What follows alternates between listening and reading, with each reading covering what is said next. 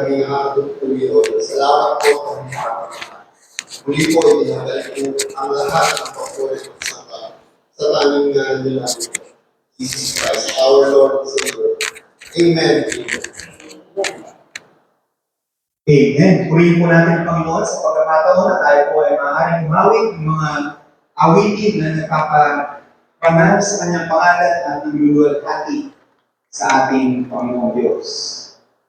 Tayo po ngayon ay nasa bagong serye ng mga sermon at ang ating po bahagi ng mensahe ng ating Panginoon ay ang ating mahal na pastor na si Pastor Boy Elidio Soliman. Sige po, palakpakan po natin ang ating Panginoon. Ang ating pong biling pastor ay siya pong ang ating elder sa evangelizing ministry ng GCF Pampanga. Kabuuan po yun. And he is still serving as our elder in GCF Pampanga Central. At sa araw na ito po, tayo po ay nagagalak sapagkat siya po ang ating tagapagdala ng mensahe ng ating Panginoon. And we shall be hearing the Word of God today, taken from the epistle of the Apostle Paul to Titus. Our sermon series is entitled Counterculture, Living as True Christians in this Broken World. At ito po ang pinakaunang sermon sa serye na ito. And today we shall be welcoming our dear Pastor Boy behind the pulpit of GCF Pampanga East as he answers to the call of the Lord to preach to us today the message from our God. So sige po, palakpakan po natin maghuli ang ating Panginoon. And I welcome to the pulpit of GCF Pampanga East, the Reverend Pastor Boy Elidio Soliman. Thank you very much, Pastor Mike. What a joy to be introduced. After almost 1 year we have been here, but it is a joy in my heart to preach the Word of God to us this afternoon. Let's start with the word of prayer. Our loving God, we praise you for this opportunity that you have brought us together in this place. Lord, thank you very much for who you are in our lives, how you have called us, how you have nurtured us, how you have been working through and in our lives. And right now, dear God, we pray that your glory will shine through the study of your word. And we pray, dear God, that you will use only your servant as your mouthpiece. And we praise you for this ministry of God, how you have been using it, so that your people will be edified in the knowledge of Jesus, and at the same time, your name will be honored and glorified in this place. So Lord, bless our time together as we come to your word. In Christ's name we pray. Amen. Amen. So the title of our sermon series is Counterculture, Living as True Christians in this Broken World. So GCF Pampanga family and friends, today we are launching a new sermon series on the letter of Paul to Titus entitled Counterculture, Living as True Christians in this Broken World. Alam niyo kung ating titingnan ang ating kapaligiran, talaga nga pong ang ating sanlibutan ay nakapagsak na sa pinakamalalim na pwede ditong pagkapagsakan. Subalit, dito natin makikita mga kapatid na sa kaligitnaan ng parang walang pag-asang kalagayan natin, merong pagkakataon at merong kaparaanan ng Panginoon sa pamamagitan ng kanyang salita na godly lives in a society marked by moral, ethical, and spiritual brokenness can find their hope in the saving grace of Jesus Christ. So the title of this sermon, and thank you very much, GCF Pampanga East, especially our resident pastor here. Thank you for allowing me to preach the word of year for the first time. Anchored in truth, a faith for the real world. A faith for the real world. From Titus chapter 1 verses 1 to 4. Ang scripture reading po natin is, as mentioned, the scripture reading is Titus chapter 1 verses 1 to 4. So if you are ready, I encourage you to read along with me Titus chapter 1 verses 1 to 4. We'll be reading from the English Standard Version of the Bible. Let's read. Paul, a servant of God and an apostle of Jesus Christ, for for the sake of the faith of God's elect, and their knowledge of the truth, which accords with godliness, in hope of eternal life, which God, who never lies, promised before the ages began, and at the proper time manifested in His word through the preaching with which I have been entrusted, command of our God, our Savior, to Titus, my true child in a common faith, grace and peace from God the Father and Christ Jesus our Lord Savior. May the good Lord bless His people for the reading of His word. Let's pray once again. Lord, we commit our study to You. Bless your servant, O God, and use him only as your mouthpiece, so that every word that will come out from my mouth are the exact words that You want Your people to hear. For the glory of Your name, for the saving of the lost, and for the edification of Your people. Thank You very much, Lord, for this occasion that we can have this personal encounter with You to the study of Your word. Glorify Yourself in our midst. Be honored and be glorified, and only Your purposes will You make it happen through us and in us. In Christ's name we pray. Amen. Amen. Pwede na po tayong maupo. I am delighted by your resident pastor when he shared to me yung kanyang study materials regarding this message. And I took to start off this message with his one sentence summary of Titus 1:1 to 4. Ayan po, basahin natin, ano? Let's read it aloud. Our service to God is anchored on the biblical truth that He chose us, saved us, and sends us to proclaim Christ to the world so that people may know Him, trust Him, and obey Him even amidst a worldly, self-centric culture. End of quote. Totoo po yan. Because the only hope that this broken world can have is through the saving grace of Jesus Christ, through His word, which was given to us, and it can only be received by the people whom He has chosen through the preaching of His word. Whom He has chosen.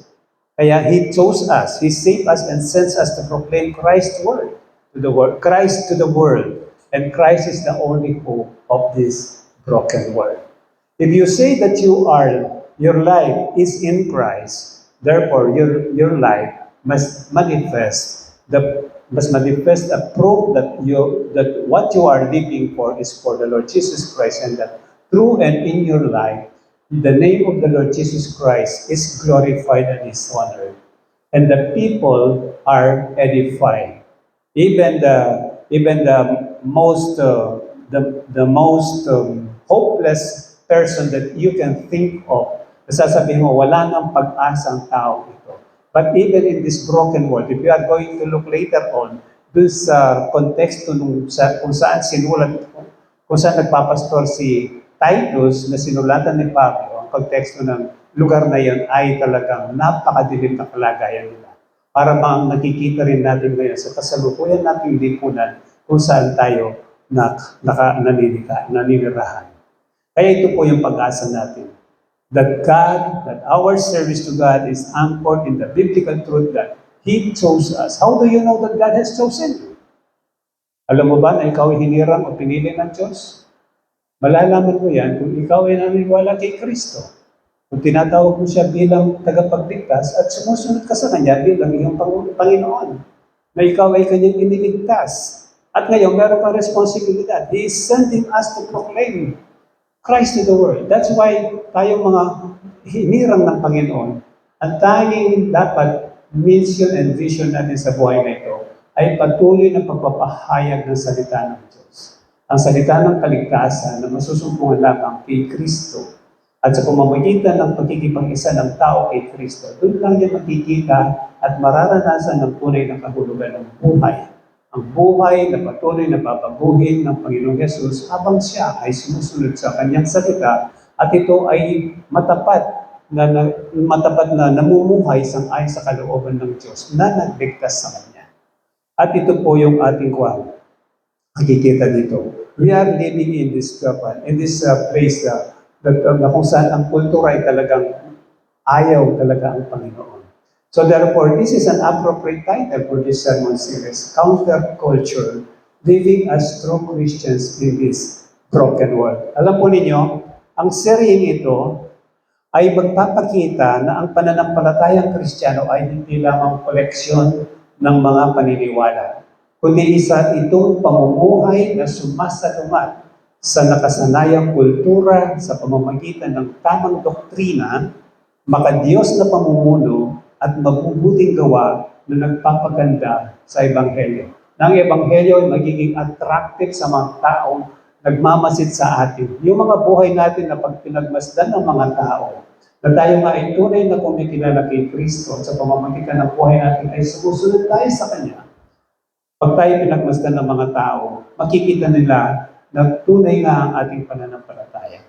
At nanaisin nawa nila na makilala din nila ang Panginoon Yesus. Dahil ito ay hindi lamang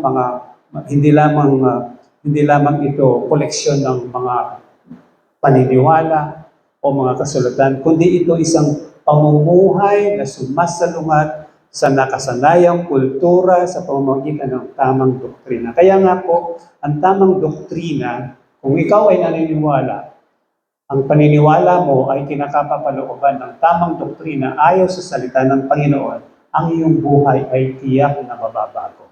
Magkakaroon dapat ng pagbabago sa buhay mo. Sabi nga po ni Chuck Swindoll, and I quote, "If this message of Titus was lived out, you would find it the simplest thing to share Christ. First, you'd be solidly rooted in God's grace. Salvation is by grace through faith apart from works. Then you'd have a life that stands on grace. And I'm telling you, those without Christ, they will be attracted." Kung ang tunay na nilalayo ng salita ni Paul kay Titus, na ang tamang doktrina ay nagbubunsod, ang resulta nito ay tamang pamumuhay, makadiyos na pamumuhay. Pag ito, sabi nga ni Chuck Swindoll, pag ito ay naipamuhay ng mga taong naniniwala kay Kristo at nagpapahayag na sila yung mga Kristiyano, madaling makita ng mga tao ang paniniwalang dapat nilang tanggapin. Dahil ito ang buhay natin ang mag-a-attract sa mga tao upang naisin din nilang kilalanin si Kristo bilang Panginoon at Tagapagligtas. So the core message of Titus is that saving grace transforms our conduct, proving that right belief must always produce right living. Tamang pananampalataya, tamang pamumuhay, tamang doktrina, tamang disiplina. Ayun po ang prinsipyo, right belief, right behavior. Yun po ang magkatugma niyan. Kung ang isang tao, nakikita mo, ang kanyang pamumuhay ay parang wala sa lugar, tingnan mo ang kanyang doktrina ng kanyang pananampalataya. Doon mo makikita. Yun ang pinakaugat. Dahil marami tayong nakikita napaka-religious sa mga tao. Subalit kung titingnan natin ang buhay nila, hindi makikita, hindi mababakas ang pagiging makadiyos nila. Dahil yan po ang sinasabi kong tama ang ating mga doktrinang pinaniniwalaan. Right belief must always produce right living. Sabi nga ng isang matandang pastor, sabi niya, you must walk your talk. If you cannot walk your talk, don't talk. Huwag ka nang magsalita, sabi niya. Huwag mo na ipasabihin ikaw ay isang Kristiyano. Huwag mo na ipangalandakan ikaw ay naniniwala kay Kristo. Huwag mo na ipangalandakan ikaw ay nagbabasa ng Biblia, nag-aaral ng Biblia. Kung sa buhay mo naman ay hindi makikita, huwag ka na lang magsalita. So, the theological core, the faith and practice. Connection po nito, sound doctrine is never purely academic. It is designed to produce godliness in daily life. At ang blueprint nito, good works do not save us, but they are the necessary visible fruit of genuine salvation. Napakaganda ng sinabi ni Pastor Joey kanina. Ang blueprint daw ng isang magarang building na gagawin ng mga arkitekto ay mananatiling building kung hindi nila susundin ang pagkakasulat nito. Kung ano, kumisan, maraming mga kontrabista na mga diskarte nila hindi nakaayon doon sa prescription and specifications ng building, pati yung mga materialis na gagamitin. Kaya pag hindi sinunod yun, anong mangyayari? Yan, maglalagpakan ang mga malalaking mga gusali dahil hindi nila sinunod yung blueprint. In the same manner, our blueprint here is the Word of God. If we do not follow the Word of God, they will remain as blueprint. Hindi nakikita sa buhay natin ang mga katotoo na ang salita nga ng Diyos ay nagbabago sa buhay ng tao.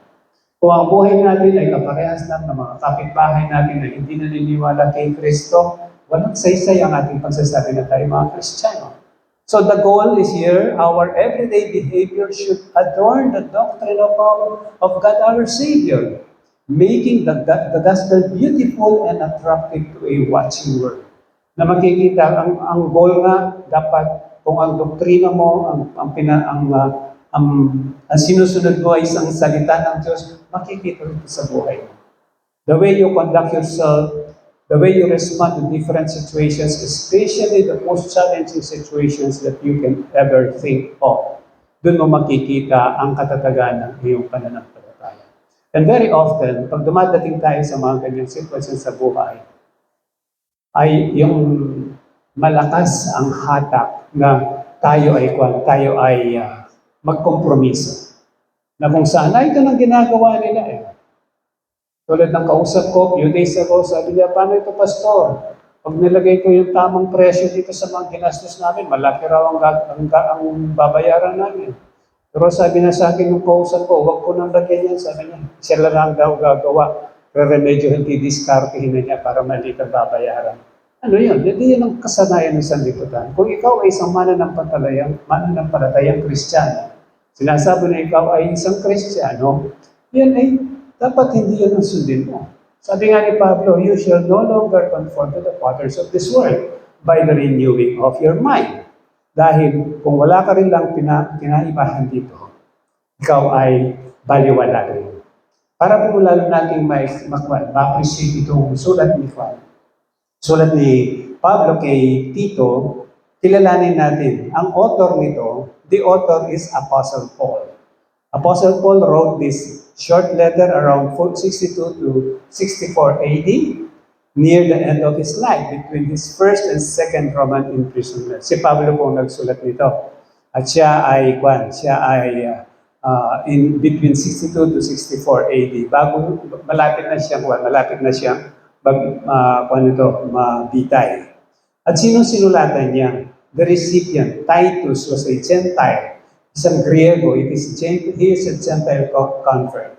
A close spiritual son to Paul, and a trusted troubleshooter known for fixing chaotic church situations, 2 Corinthians 7:6-7. The name Titus is of Latin origin pala ito, and is commonly understood to mean honorable, strong, or a title of honor. It reflects his Gentile background, showing, pinapakita rito ang patuloy na paglawak ng pagkalat ng Ebanghelyo na ang kaligtasan na hindi lamang para sa mga Israelita, kundi ito ay para sa lahat ng tao. At dito, makita natin dito na pinagkatiwalaan ni Pablo si Titus, symbolizing his reliability, his faithfulness, and leadership in the early church. He is a prime example kung paano ang isang Gentile can become a genuine follower of Jesus without first becoming a Jew. Kasi nung kapanahonan yun, para ka daw maging Kristiyano, dapat ikaw ay maging Hudyo muna, ay magpatuloy ka, lahat ng mga seremonyas nila ay kailangan mong gagawin. So, bakit itong si Titus ay hindi dumaan doon? Anong konteksto? This letter is part of the pastoral epistles along with 1st and 2nd Timothy, written toward the end of Paul's life to his closest readers. Ang 1st and 2nd Timothy po, tsaka yung at saka itong Titus, they are the pastoral epistles of Paul to his partners in ministry, yung mga proteges niya. The setting, Paul and Titus traveled to the island of Crete to plant house churches. Paul had to leave early, leaving Titus behind as the apostolic leader to organize the messy infant congregations. Ito pong Crete Crete is the largest of the Greek islands. Apparently, already contained a few churches din. Kasi nakalagay sa Acts chapter 2, verse 11, there are some Cretans who heard the preaching of Peter. Doon sa Acts chapter 2. Makikita natin Acts chapter 2, verse 11. Both Jews and proselytes, Cretans and Arabians, we hear them telling in our own tongues the mighty works of God. So probably some of these Hellenistic Jews were converted when Peter preached and later went home to plant churches. But the Gentiles who got converted brought with them a lot of baggage, yung mga nakasanayan nila, na kung saan, as verse 11, sabi sa Titus 1:11, they must be silenced since they are upsetting whole families by teaching for shameful gain what they ought not to teach. Na kung saan, itong mga Hellenistic Jews na ito were promoting false doctrine. At isa yun sa mga problema sa Crete. Kaya nga nung dumating si na Pablo, sabi ng ilang mga scholars, posibleng meron ng mga naunang churches doon. Kasi sa Acts 2:11 pa lang, ay meron ng mga Cretans who were present during the preaching of Peter at the day of Pentecost. Kaya pwedeng ganon. But then, dahil nakalagay naman sa Bible, there are Cretans there. So they heard the word of God already. And baka pag uwi nila, sila may pinasimulan ng house churches. Kaya nung dumating si na Pablo ay makita nila may mga maling itinuturo. Kaya kailangan itama ang mga kwan. Kaya nagpatuloy sila sa pagtuturo ng pagtatama ng mga kamalian. The cultural context. The reputation ng lugar na ito. Crete was a strategic Mediterranean island, but its culture was deeply corrupt. The ancient world actually coined a slang word, Creticine, which literally meant to lie and cheat and to act like a Cretan. Kaya nakakuha sila ng specific Greek word para ma-define, ma-identify yung mga Cretans na kung saan talagang kilala sa pagsisinungaling, sa panggagancho, sa pandaraya. So if you will be addressed as a Creticine, yun ang yung description. Isa kang sinungaling, isa kang mambobola, wala kang sinasabi. Yan ang isa mga kasabihan na sa 10 sinabi niya, 11 mali. Di ba? Meron tayong ganong kasabihan. The local proverb, kaya nga sabi ng nagkaroon ng local proverb doon. Paul explicitly quotes one of the Crete's own poets, sabi sa Titus 1:12. Cretans are always what? Liars, evil beasts, and lazy gluttons. Wala. Grabe ang description, ano? Tamad na matatakaw, masisiba sa pagkain, tamad ka. Ayan. Imagine that kind of culture where Titus will be ministering. Kung ikaw kaya isang pastor, pagkatapos, pastor, kung doon tayo sa ilagay na ganun lugar, ano? Sabi ko, Lord, bakit po? Why not? Sabi siguro ni Lord sa iyo, no?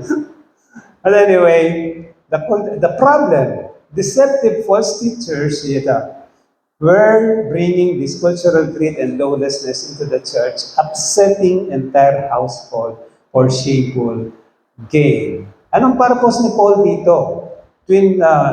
Dalawa yung purpose ni Paul. Una, to establish order, the structural purpose, the structural goal. Titus was commanded to build a protective wall around the church by appointing qualified, blameless elders in every town to silence false teaching. Alam niyo mga kapatid, meron tayong kasabihan. Pag mahirap ang trabaho, kung minsan sasabihan natin sa isang tao, huwag mo siyang ipadala dyan. Mahirap eh. Pero kung minsan naman, maririnig natin, pag mahirap ang trabaho, siya ilagay natin dyan. Di ba? Napakaganda kaya kung tayong magiging second na yung description natin ay nandun sa pangalawa. Pag mahirap ang trabaho, tayo ang pipiliin nila na pupunta raw. Hindi yung, huwag mo ipadala yan. Baka lalong masasalahula ang lawain. But ganun po si Titus. He belongs to the second category of people. Pag mahirap ang trabaho, let's send him there. Alam niyo, minsan nung nasa pandin ako, sa Bulacan kami nun. Sabi ganun, pag maraming trabaho dapat tapusin, ibigay mo dun sa tao pinakamaraming ginagawa. Tiyak, may magagawa. Pero ilagay mo yan dun sa walang ginagawa, baka walang mangyayari. I don't know, but then, sometimes, but it is very important to realize na ito, si Titus, he belongs to the second category. The job is really hard, so we must send him. That's how yun ang kanyang man. And then, second, to drive transformation, the practical goal. Paul wanted to prove, ito gusto ni Paul, he wanted to prove that the gospel works in the darkest places. He wrote to show that real faith cannot be separated from daily behavior. Sound doctrine must produce good works that make the gospel attractive to a watching world. So God purposefully chose the most difficult, chaotic, and corrupt soil in the ancient world to plant His church. Bakit po? To show that the raw, transformative power of the gospel. To show the raw and transformative power of the gospel. Titingnan na natin, ang sama-sama ng mga reputasyon ng mga taga-Crete. Pagkatapos ganun ka na sitwasyon. So, ang purpose nito ay para makita ang kapangyarihan ng Ebanghelyo na baguhin ang isang tao, ang isang lugar sa pamamagitan ng pagbabago sa puso ng mga tao. Ang ating instrumento, ang Ebanghelyo ng Diyos. Yan po ang magbibigay sa atin ng pag-asa ng isang tao na sinasabi natin na wala ng pag-asa. May pag-asa siya dahil ang Ebanghelyo ay punong-puno ng pag-asa. So if the grace of Jesus Christ could transform a lazy glutton in ancient Crete into a holy, self-controlled citizen, it can absolutely change us today. Kung ang Ebanghelyo ni Kristo ay kaya niyang baguhin ang tamad at masisibang taga-Crete, na sila ay magbago ng buhay, kaya rin ng Ebanghelyo ng Kristo na baguhin ang mga tao na nakikita natin ngayon na parang wala ng pag-asa sa buhay. Ang ating bayan po is facing its own broken cultural norms, materialism, self-sovereignty, and moral compromise. Like Titus, is called to stand anchored in the truth and live a counter-cultural life right here, right now. So the message is entitled, Anchored in Truth, a Faith for the Real World. Ang theme po ito is establishing the connection between deep theology and everyday. Kaya napakahalaga po, ang tamang doktrina ay ipinapangaral sa mga pulpito ng simbahan. And that is our number one commitment to the Lord. That we will faithfully preach the Word of God sa bawat pulpito ng Green Hills Christian Fellowship. Our sermon on Titus 1:1-4 bridges the gap between deep theological truth and everyday reality. It establishes that genuine Christian faith requires sound doctrine which provides believers with the essential framework to live distinct, good works-driven lives in a broken world. So, 3 puntos po ang binigay ng ating senior pastor, Pastor Joey, sa ating sermon sa hapong ito. Una, align under the Lord's authority. First part of verse 1. Second, anchor in the word that alters our ways. Second part of verse 1 to verse 3. And verse 4, advance the faith through spiritual family. O nga naman, if we align our lives under the Lord's authority, at ang basihan natin dito, ang tungtungan natin dito ay ang salita ng Diyos, the word that alters our ways, the word that transforms our lives, and as the word of God transforms our lives, we will have that desire to advance the kingdom of God here on earth. We advance the faith through spiritual growth and spiritual addition or even multiplication in the church family. Kaya dito lang po natin makikita mga kapatid ang kahalagahan ng salita ng Diyos. Align under the Lord's authority. Through faith, requires submission to divine authority. To live in this counterculture, we have to submit our lives, our faith up to divine authority. Kasi maraming mga tao nga sa ating sa kapaligiran, hindi naniniwala sa Diyos. Sinasabi nila, naniniwala sila sa Diyos, pero sino ang Diyos ang kanilang kinikilala at kanilang pinaniniwalaan? Ito ba ang Diyos na pinahayag niya ang kanyang sarili sa Biblia o itong Diyos na nilikha ng kanilang mga religion at mga tradisyon? At karamihan po, yun ang kanilang pinanghahawakan. Halimbawa na lamang, mayroong isang inampun na bata. Pagkatapos mula sa kung nanggaling siya sa isang lugar na kung saan ay hindi siya sanay sa lugar na umampun sa kanya, baka maninibago siya doon. Pagdating niya sa bagong bahay niya, baka yung kanyang nakaugalian at nakasanayang mga bagay sa dati niyang lugar ay siya niyang bibit-bitin dadalhin dito sa kanyang bagong tahanan. Lalong-lalo na kung ang batang yan ay may edad na. Meron po kami binabible study sa San Fernando. Kina-Atty. Baligid actually. Meron silang mga kamag-anak na na kasamahan sa bahay. Pagkatapos, yung mag-ina, hindi alam kung kailan ipinanganak, walang birth certificate, etc. etc. And you know what? Nilalakad sana na magkaroon sila ng papeles para magkaroon ng identity. Yung mag-ina, yung ina mismo, hindi niya alam kung kailan pinanganak ang anak niya, etc. Pero yung bata, na siya? Siguro, mga teenager na. Tapos pinag-aral nila doon sa eskwela sa tabi. Ang problema ito, yung tinuturuan nila kung anong kaparaanan ng pamamahala sa bahay. Abay, nasisira yung mga gamit nila, kung may nasusunog na mga niluluto, kung mga napapabayaan, mga gamit, hindi nila alam dahil hindi sila sanay doon sa ano. Hindi nila makita kung paano makapag-adapt doon sa bagong lugar kung saan sila naninirahan. Ganun din ang maraming mga Kristiyano. Imagine if you became a Christian just like me. Naging Kristiyano ko, 47 years old kung maging Kristiyano ako. Coming from the background na talagang buhay sa labas. Kumbaga yun ang ating default setting. Default setting natin, makasalanan tayo at saka tayo pasaway sa Diyos. Pagkatapos bigla ngayon, magiging born again Christian. Then you have to obey God through His Word. It is not easy, but it is only by the grace of God. Ang importante, makikita mo na kailangan mo may pamuhay ang bago mong identity. Ang bago mong identity kay Kristo. We have to align under the Lord's authority.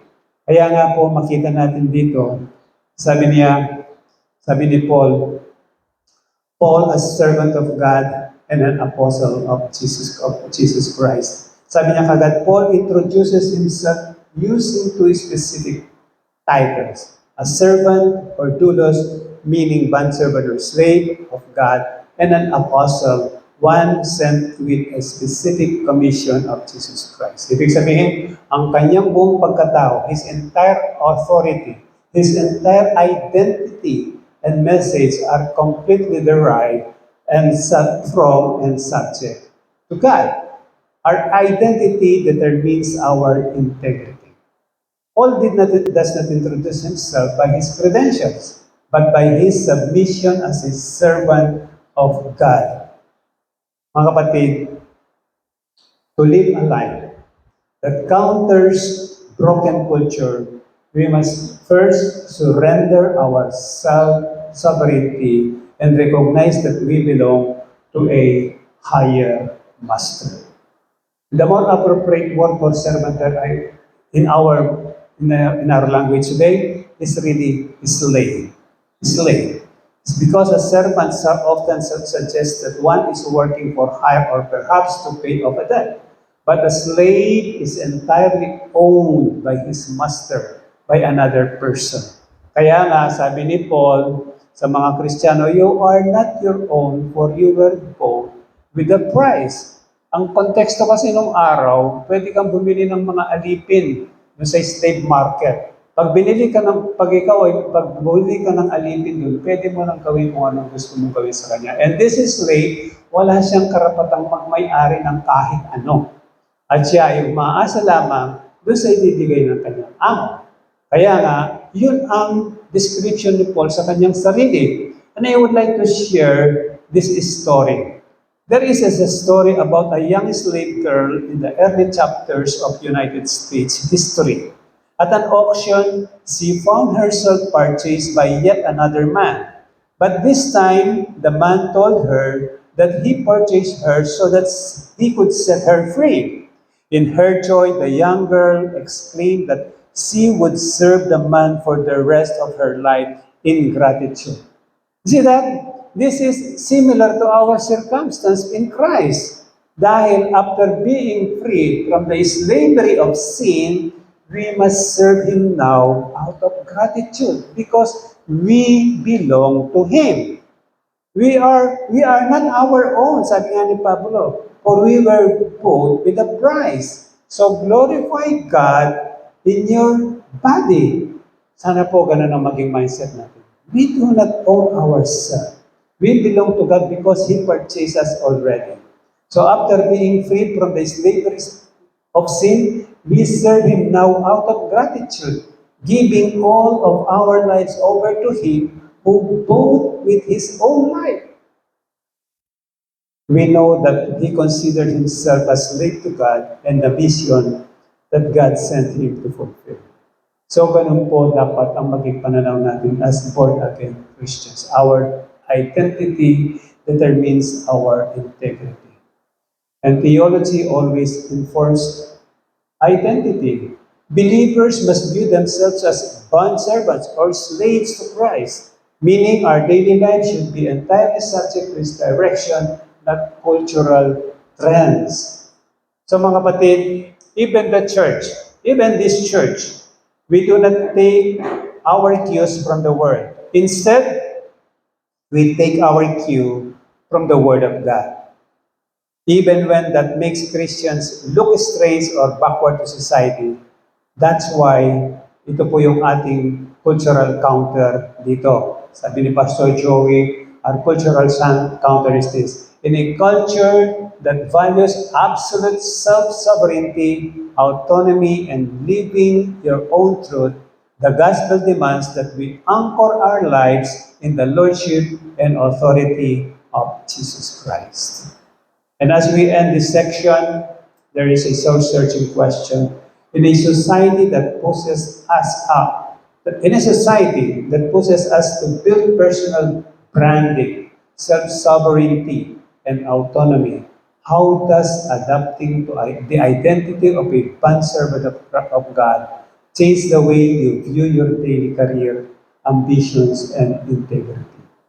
Kung saan ang ating lipunan ay tinutulak ikaw ay Juan, sabi ganon, magpakatotoo ka, ikaw ay ikaw, ganyan ka, ganyan ka, ganyan ka. But if you will look at yourself as a alipin, slave of Christ, anong mababago sa pananaw mo sa buhay nito? So this leads us to point number 3. Anchor in the Word that alters our ways. Sound doctrine must produce godly living. Sabi po sa second portion of verse 1, sabi, for the sake of the faith of God's elect and their knowledge of the truth, I will read up to verse 3, which accords with godliness in hope of eternal life, which God, who never lies, promised before the ages began, and at the proper time manifested in His word through the preaching with which I have been entrusted by the command of God, our Savior. So sabihin po ni Paul doon, for the sake of the faith of God's elect. He means, alang-alang sa mga hinirang ng Panginoon, ang kanilang pananampalataya, nagtrabaho si Pablo ng todo-todo upang ang nasa ganon ang mga hinirang ng Panginoon ay makilala, marinig nila ang salita ng katotohanan at ang kanilang pananampalataya ay tumatag. na kung saan sinabi niya, for the sake of the faith of God's elect. Now, this is a very strong statement. Paul begins by stating the fact of God's election. Mahalaga po yun. Kasi without apology or an explanation, sabi ni Paul, for the sake of the faith of God's elect. He assures that both Titus and his mostly Gentile readers will understand and accept this truth that is repeated all throughout the Scripture. And today, a lot of people reject this biblical truth that salvation is not rooted in your choice of God, but rather in His sovereign choice of you. Pinili ka ng Panginoon. Bago pa lalagyan ang langit. Makikita natin later, sabi niya, Holy Verse, promised before the ages began. Can you see that? Hindi pa, nalampas na yata. Balik mo muna kapatid. Ayan. Ayan. Before the ages began, sabi niya. Ayan. So, it is not rooted in your choice of God. Because by yourself, you will never choose it. Diba sabi ni Paul sa Romans chapter 3, wala namang lumalapit talaga sa Diyos. Maliban na lamang ang Diyos ang unang kumilos sa ating mga buhay. So, God does not choose people for salvation because He foresees that they will believe. That would nullify His grace. Because it would make salvation depend on something good in man. Kasi kung nakikita ng Diyos, mananiwala ito pagdating ng panahon, kaya isa-save. No, hindi po ganun. Kundi, ang pagpili niya sa atin because of His sovereignty, His sovereign will. And rather, kaya nga po, dead sinners come to life and believe because in His eternal purpose, God chose you and me for salvation. Hindi rin tayo. Kaya nga tanong ko, paano mong alam kung ikaw ay pinili? Kung ikaw ay naniniwala kay Kristo, ang paniniwalang yun ay galing din sa Kanya. Siya na ang unang nag-udyok sa iyo, kaya nagkaroon ka ng paniniwala na manalig kay Kristo. Everything comes from God. Kaya nga po, Paul states that the purpose of his ministry is to bring God's elect to the knowledge of the truth. Ayan. In other words, saving faith must rest on the content of the truth as revealed in the Bible. And a person, ang tao, dapat maunawaan niya kung anong sinasabi, tinuturo ng salita ng Diyos patungkol sa taong makasalanan. That human flesh is sinful, that na kung saan that the Scripture teaches about God as absolutely holy and about yourself as mga tao makasalanan. Dapat maunawaan natin na si Kristo Jesus, who is God in human flesh, took the penalty that we deserve na kung saan as sinner. And that's why this is a very appropriate message to study this, that what we are going to do today is to commemorate the death of Jesus Christ on the cross, who gave His body to pay the penalty of our sins, who shed His blood on the cross to cleanse us from all our unrighteousness. So, that a natural man like you and me cannot understand this truth. Hindi natin maunawaan ito. Maliban na lamang ang Panginoon ang magbukas sa ating mga mata, aalisin niya ang belong nakatakip sa ating mga mata at makikita natin ang liwanag na nanggagaling sa Kanyang salita. Siya po ang nagsimula ng lahat ng ito. And you will notice na kung saan ito ay ginagawa ng Panginoon. Kaya nga po, dun sa second part, for the sake of the faith of God's elect and their knowledge of truth. The phrase knowledge of the truth points to a deep, transformative, and experiential apprehension of the gospel, not just intellectual apprehension.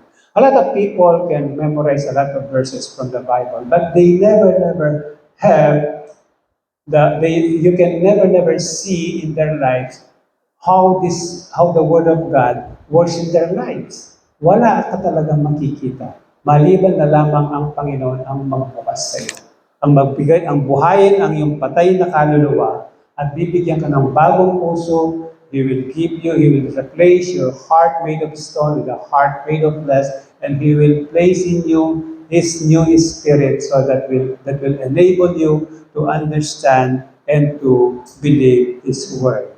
So true theology anchors Christians in reality. By deeply knowing the truth, believers can accurately discern and counter the ethical and spiritual brokenness of the society. Kaya nga po napakahalaga ang patuloy nating pagnanasa na lumalim sa katotohanan ng salita ng Diyos. Dahil ang katotohanan ng salita ng Diyos ang pinaka-pundasyon natin sa realidad ng buhay na ito na anuman ang mangyayari, ang pag-asang ating inaasang kay Kristo at ang kaparaanan kung paano tayo tutugon sa iba't ibang sitwasyon na ating mararanasan, na darating sa atin ay makakatugon tayo ng may katagumpayan na kung saan ang salita ng Panginoon ang ating pundasyon o tungtungan. Kaya nga po sabi ni Paul sa last part ng verse 1, sabi niya, which accords with godliness. Meaning to say, deep theology exists for a practical purpose. Ang tamang pananampalataya, ang pinaka-dulo nito ay dapat magkaroon tayo. Ito yung magiging gabay sa ating mga buhay na pinapamuhay dito, buhay ng may kabanalan. There is an inseparable link between orthodoxy, right belief, and right practice, which is orthodoxy. Kaya nga po, yung ating mga buhay, kung tama ang ating pananampalataya, ang doktrina ng ating pinananampalatayahan, dapat ito ay makikita sa mga buhay natin araw-araw. Our faith cannot be separated from our lifestyle. The gospel must be lived out, countering secular norms with godly actions that make the message of Christ attractive. Hindi po maihiwalay ang ating pananampalataya sa kaparaanan ng ating pamumuhay. Kaya nga ang Ebanghelyo dapat ating ipinapamuhay.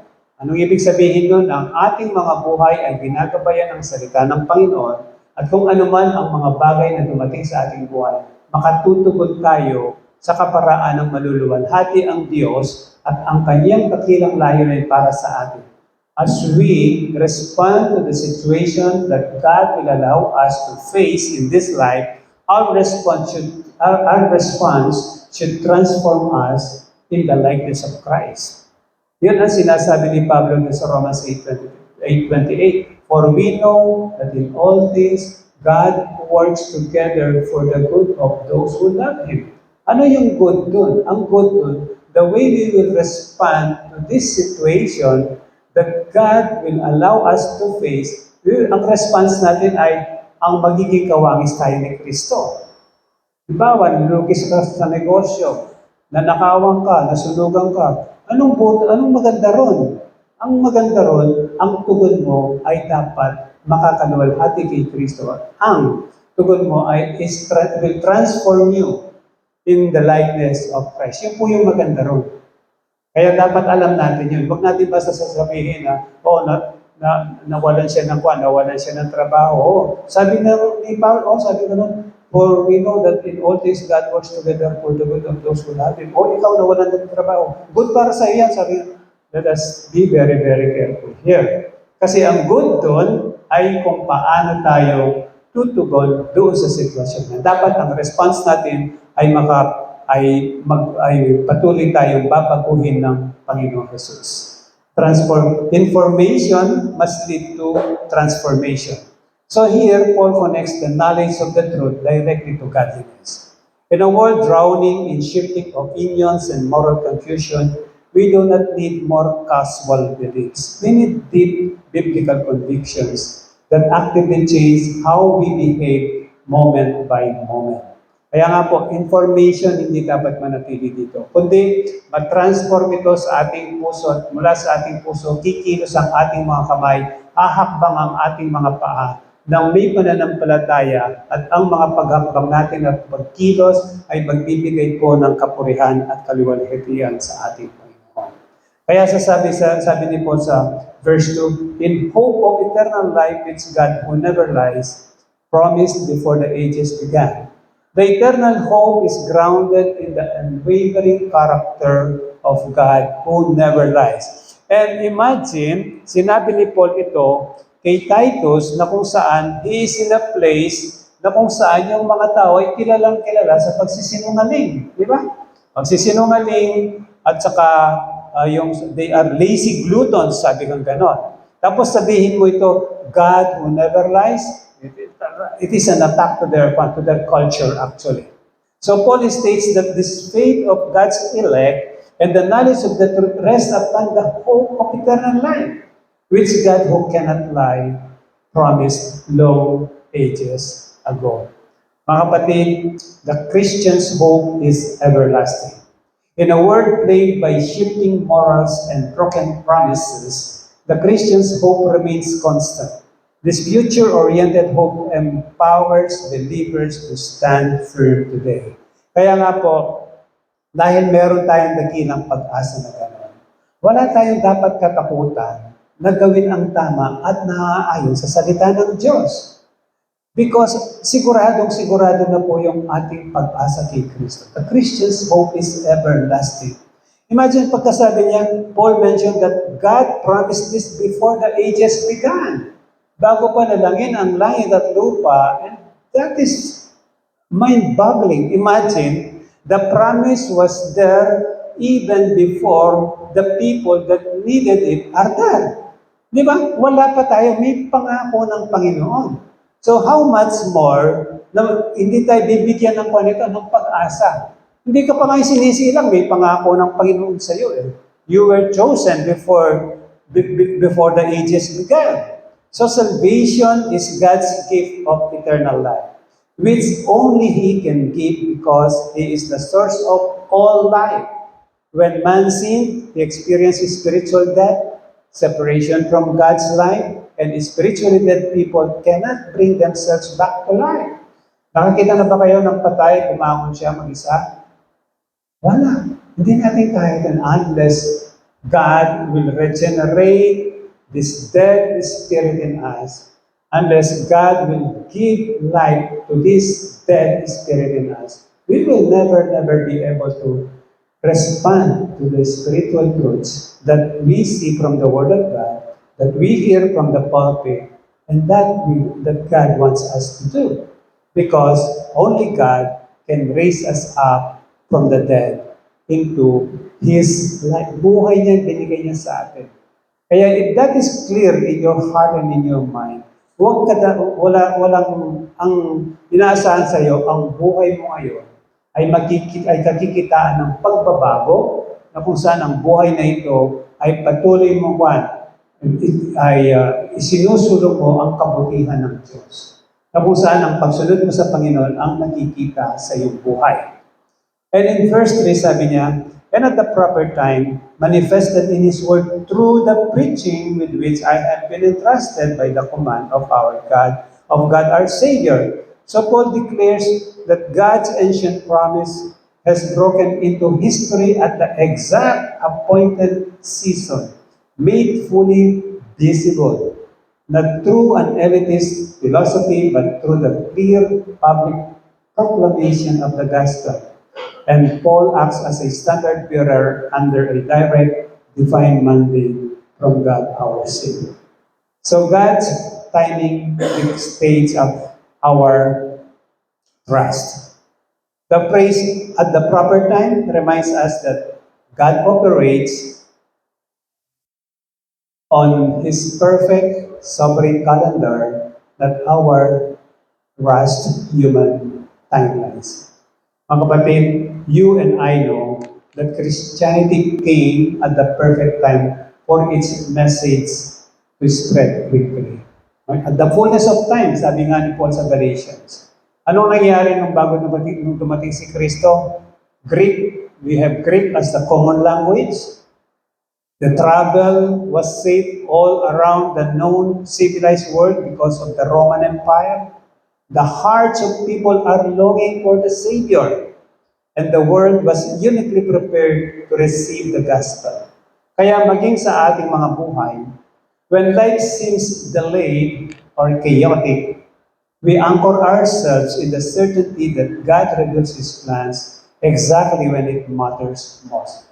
God is a perfect God.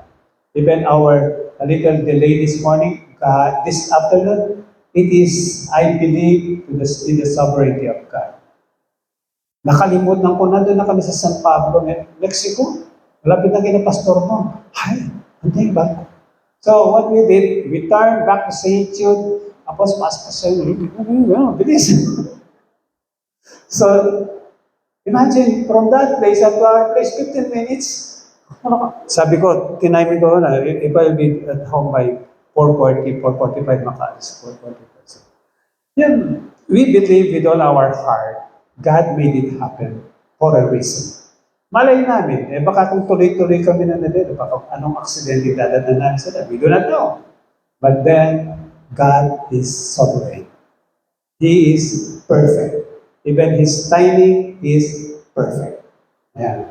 Kaya that relieves us from what? From yung, makasura naman o, ba't makanya nanalo ko? So, di ba? You will relieve yourself from this unnecessary worries and fears. Halimbawa, tulad ng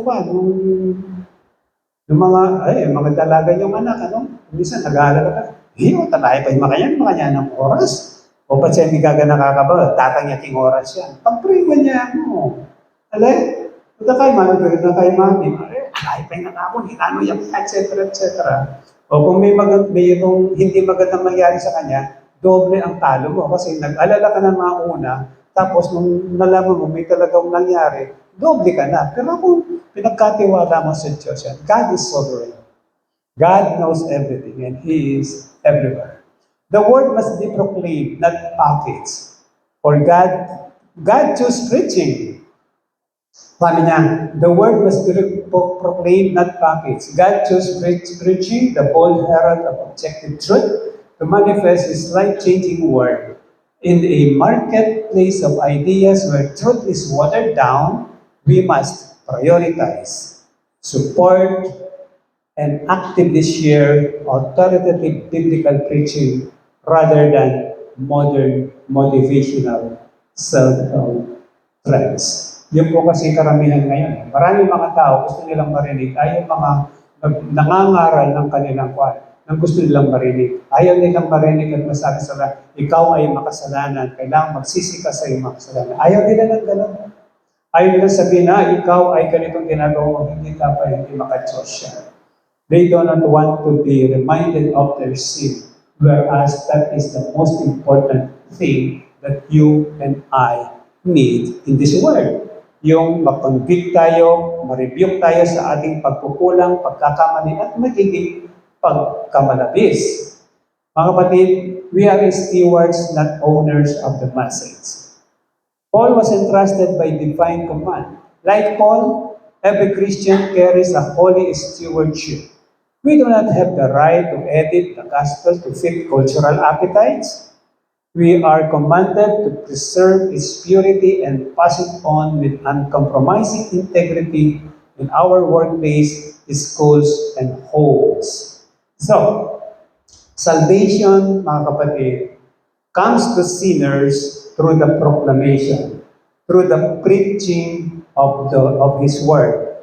Election, alam natin kanina, everyone na naliligtas ay chosen na ni God yan before the time began. Election does not cancel evangelism, but makes it necessary. Kasi may mga tao, sinasabi nila, meron na palang hinirang ng Panginoon. Kaya maski hindi tayo magpahayag ng Ebanghelyo, ililigtas pa rin ni Lord yan. Dahil hinirang niya Di ba? Alam niyo, salita ng tamad yun. Salita yan ng malangwan. Walang kagustuhang sumunod sa kalooban ng Diyos. Bakit po? Kasi ang method ng Panginoon na masumpungan ng mga tao ang kaligtasan ay sa pamamagitan ng pangangaral ng salita. Faith comes from hearing and hearing the word of Christ. Pagkatapos sasabihin mo sa akin, pinili na pala ng Lord ang mga iniligtas niya. Mas huwag na tayo mag-evangelize. No. that should encourage us to keep on preaching the word because you don't know that someone out there is only waiting to hear the word of the truth. Kaya kailangan, parati lang tayong magpahayag ng salita ng Diyos. Huwag tayong mamili. Huwag mo sabihin na, bahala na si Kaning dyan. Walang ganon. Di ba? Naalala ko lang si Ate Alet kasi nung bago kami Kristiyano. Pag tinatamad mang sabi, bahala na si Kaning dyan. Pagod ako ngayon eh. Sabi nga, mapagal na ako. Tulong, may papali, pagtapos, at sumakinig, yung bundok, makyan, makanyan. Paborin ko na yung taning yan. Ha? Yung pala, doon siya paakyat sa tori ng bato na gano'n. Nandun yung taong taga Pampanga, nagkita kami sa Calnao Cave, sa Peña Blanca, Cagayan. Nandun yung tao na binigyan niya ng Gideon Bible. Sabi pa niya, psst, sa'yo, sabi pa niya gano'n. Sabi niya, ayaw niya. Pagod daw siya. Nandito ako, Lord, ha? Walang trabaho ngayon. Pero, you know what? The Lord will convict you of your responsibility. Kaya po, mga kapatid, it is wrong to say election removes the need for evangelism because God saves His chosen through the preaching of the gospel. Therefore, knowing that His elect will believe when they hear should encourage us to proclaim Christ. Diba? While relying on human will alone would make evangelism hopeless. Pag hinihintay mo, darating sila rito, walang darating. Because no one seeks God. Maliwanag yan. Kaya yung seekers friendly, mukhang hindi yata ako, hindi biblical. Because no one really seeks God. So, yun ang kaparaanan ng Panginoon. May pangaral ang salita niya dahil yun ang kanyang gusto. We are stewards, not owners of the message. That's why we must proclaim it. We should not package it. Kaya nga, minsan pati yung mga ginagawa natin, i-package natin ang evangelism. No, let us prioritize the proclamation of the word than thinking of any evangelistic event tapos nakapalaman lang dun ang salita ng Diyos. So, ang cultural counter natin dito, in a world of moral compromise and superficial beliefs, theology cannot just be a Sunday routine. Deep biblical truth must actively reshape our patience during trials, our reliance on the written word, our workplace integrity, and our absolute surrender to God's timing. For our soul-searching questions, we have two. Sabi niya, can you share a time when a specific biblical truth directly altered your behavior or choices in a tough situation? And second, how does knowing that God acts on His own sovereign calendar at the proper time comfort you when your prayers or life seasons feel delayed? Kasi minsan, dami tayong hinihingi sa Panginoon. Tapos, bakit Lord hanggang ngayon wala pa? Hindi pa sinasagot ang prayer ko sa iyo. Bakit Lord yung hinihingi kong kotse? Bakit yung sa kapitbahay na deliver yata? Baka wrong address. Baka wrong address yung kuhan ng pinadalhan mo Lord. Dapat sa akin yun. Anyway, let us rely on the perfect timing of God. And this leads us to our third point. Advance the faith through spiritual family. Once the word alters our personal ways. Pag ang salita ng Panginoon ay binago na tayo, ang hindi tayo mapipigil, mga kapatid, na ipahayag ang salita ng Diyos. I don't know if you have experienced this, but when we came to know Christ way back in 1999, wala na kaming kuhanin na tupag. Meron pa kaming Bible noon eh. Tapos, pero kung nililista pangalan, tapos yung date kung kailan mo na-sharean, kung taga saan, nililista namin yan. Pagkatapos, meron pa akong ginawa na, sabi ko doon sa pastor, taga Ilocos Norte po ito. Meron ba kayong pastor na pwedeng bumisita sa taong ito? Kung ganun, taga ganito siya lugar. Meron pastor. Meron Brother Eli, sabi sa akin. Brother Eli, meron po, sabi niya, bigay niyo sa akin, tapos bigay yung phone number. That's yung, isuot ko yung pangalan, na-share ko to. Tapos, nagkuhan siya, we will encourage them to attend a church or to be visited by somebody. So, I took the initiative na ilapit siya sa pastor na kilala ko, tapos yung pastor na yun may kilala sa ibang lugar. O sige, Brother Eli, papupuntahan ko po. Mga ganun. But I did not receive any feedback. But anyway, I rely on the goodness of God that He will honor the desires of our heart. That when we share the word to people, He will, sabi niya, my word shall not return to me void, but it will accomplish the purpose upon which I have sent it. Kaya walang nasasayang sa salita ng Diyos na ating ipinapahayag. So, gospel cannot stop with us. Hindi pwedeng tumigil ang ebanghelyo sa atin. Dapat patuloy nating ipahayag ito. Kung paano ang ebanghelyo nakarating sa atin, mga kapatid, mula sa mga disciples ni Christ, nakarating sa atin ngayon. Dahil sa kanilang matapat na pagsunod sa salita ng Panginoon.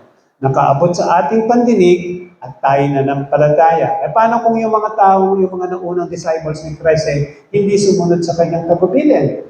E di, nga tayo ngayon. Di ba? Hindi natin mabon. Hindi natin narinig ang ebanghelyo. Kaya nga po, makita natin ang kahalagahan, pagpapahayag ng ebanghelyo sa ating mga buhay. So discipleship is spiritual parenting. It means looking around the church looking around the church or in our circle of influence and finding a Titus, someone younger in the faith, and saying, "Come, walk with me, and let me show you how to follow Christ." We advance the kingdom not by counting heads in a crowd, but by building deep sacrificial relationships within our spiritual family. Kaya po sabi ni Paul kay Titus, to Titus, my true child in a common faith. Paul affectionately calls Titus his true child, reflecting the deep relational discipleship and mentorship crucial to passing down the faith. Paul says, my true child in the common faith. This language not only highlights a deep relational discipleship, but intergenerational bond.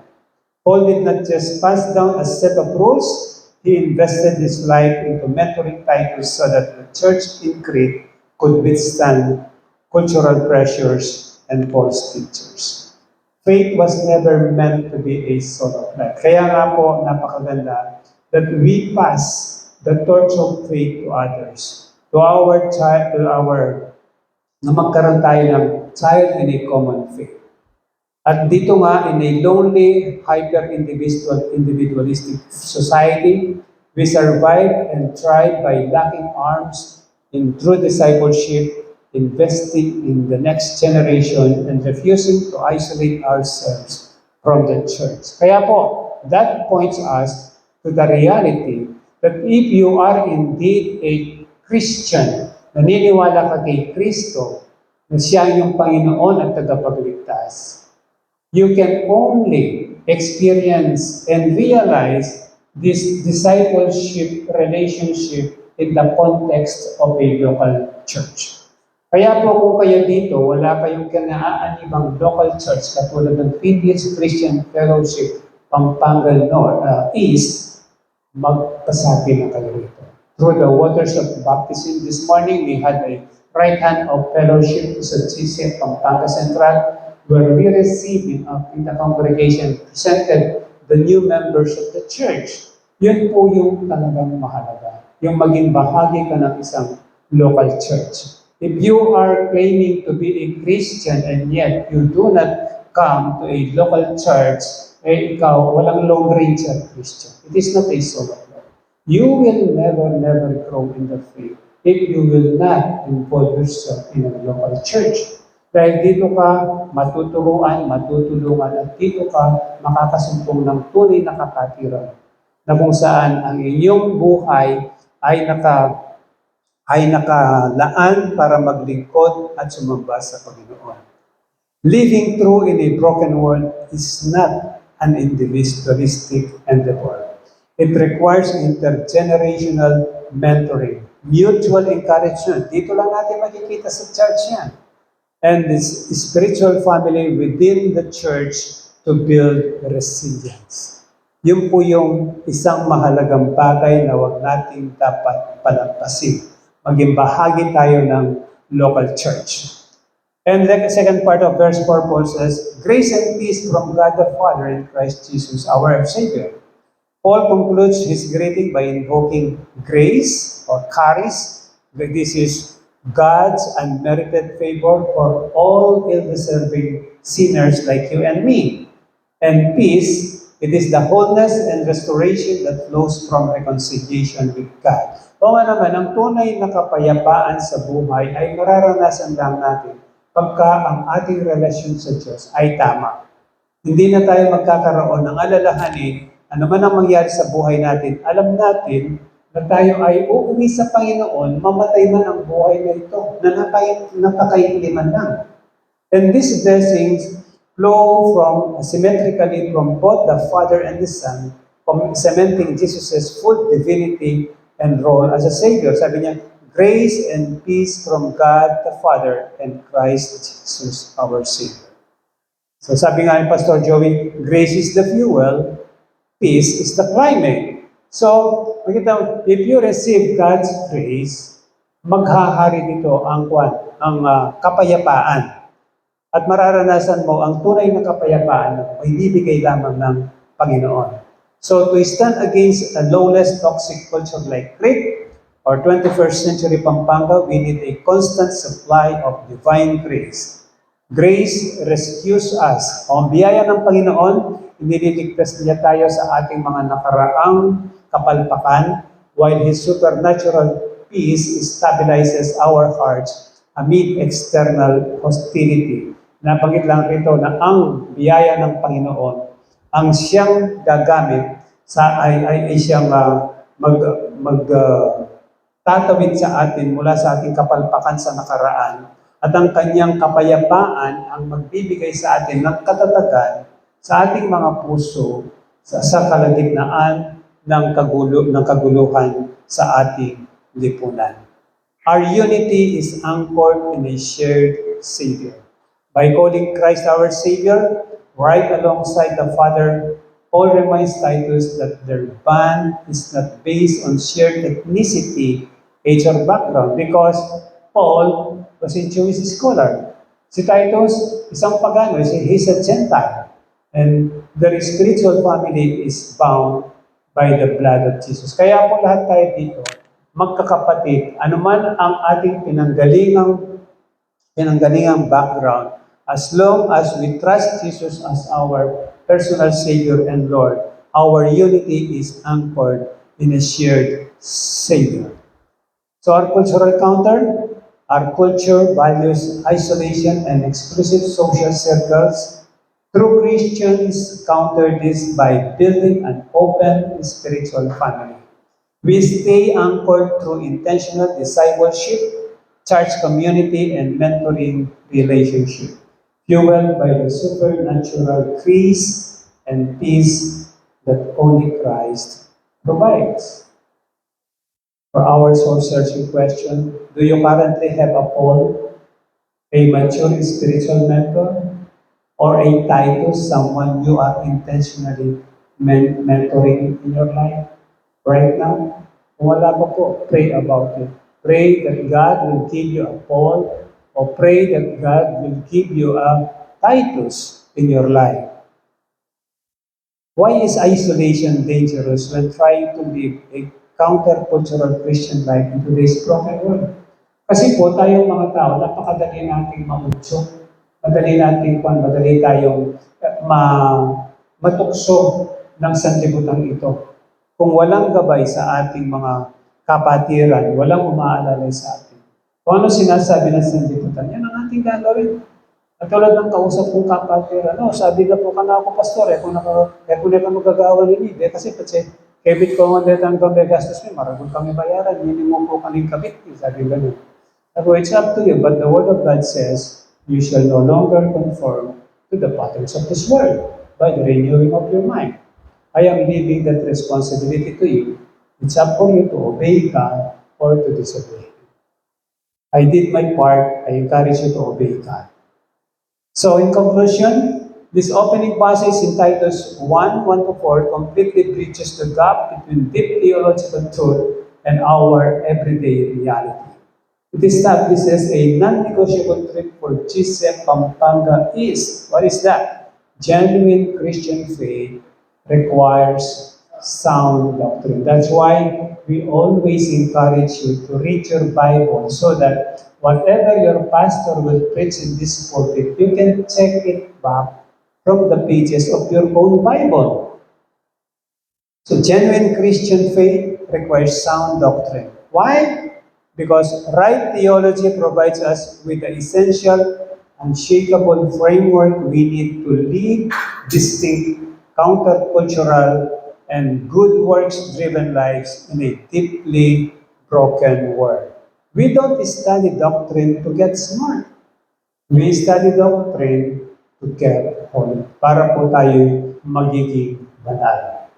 Together, let us ground our convictions in Scripture.